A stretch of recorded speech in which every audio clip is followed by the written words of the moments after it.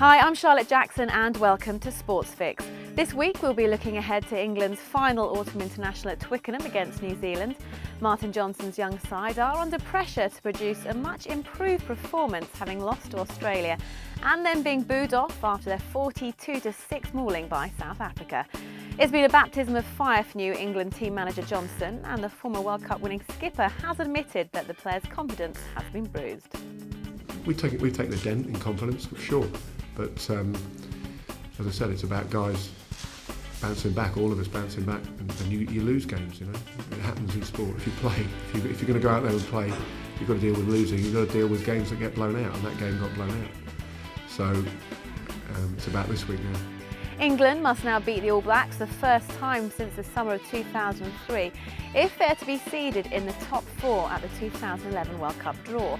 The last week has inevitably been a real test of character for the England squad, with Johnson's players desperate to bounce back from that Springbok defeat.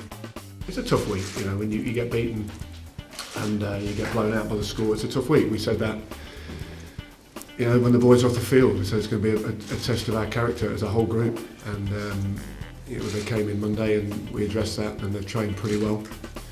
And it's about this week. I mean, the thing with players is they play every week and they get beaten. And they win games, and they're very used to rebounding from it. And of course, when you play for England, you get beaten like that. There's everything to deal with, media-wise, perception-wise, and it's tough.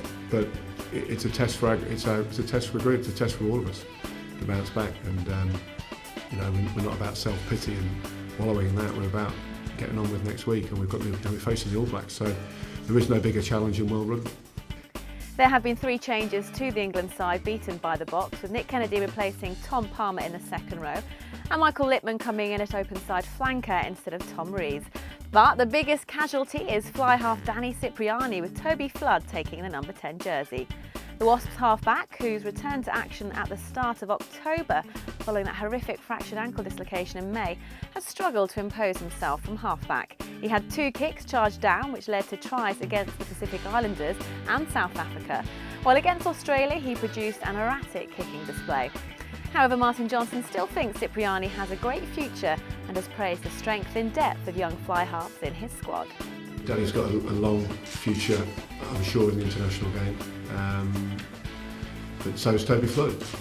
So there's plenty of good players to choose. We've got Ollie Barkley and Shane Geraghty in the squad as well. So there's other options and other players, and it's a chance for Toby to start. He's had a limited opportunity off the bench, and we're looking forward to seeing him play.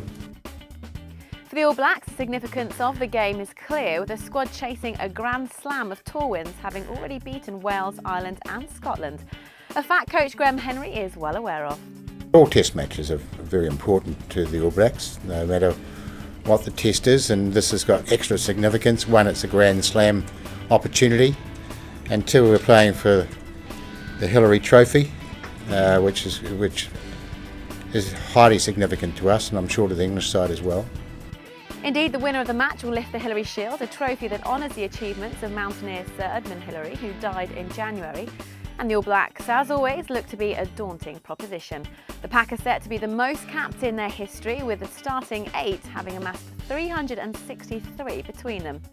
Behind the forwards will be the irrepressible Dan Carter.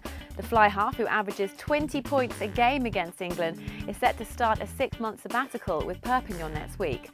However, despite being clear favourites, Henry still thinks England will be a testing opposition for his side.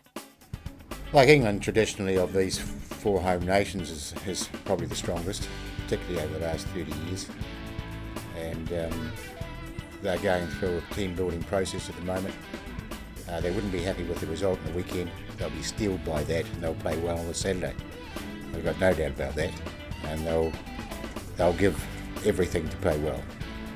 Victory at Twickenham on Saturday would be New Zealand's 13th in 15 tests since the start of June, a sequence that yielded a 4th straight Tri-Nations title. For England, pride is at stake, with the side needing a confidence boost ahead of the Six Nations. But it seems highly appropriate the teams will be fighting it out for the Hillary Shield, with the size of task facing England looking mountainous. That's it for now. We'll see you next week.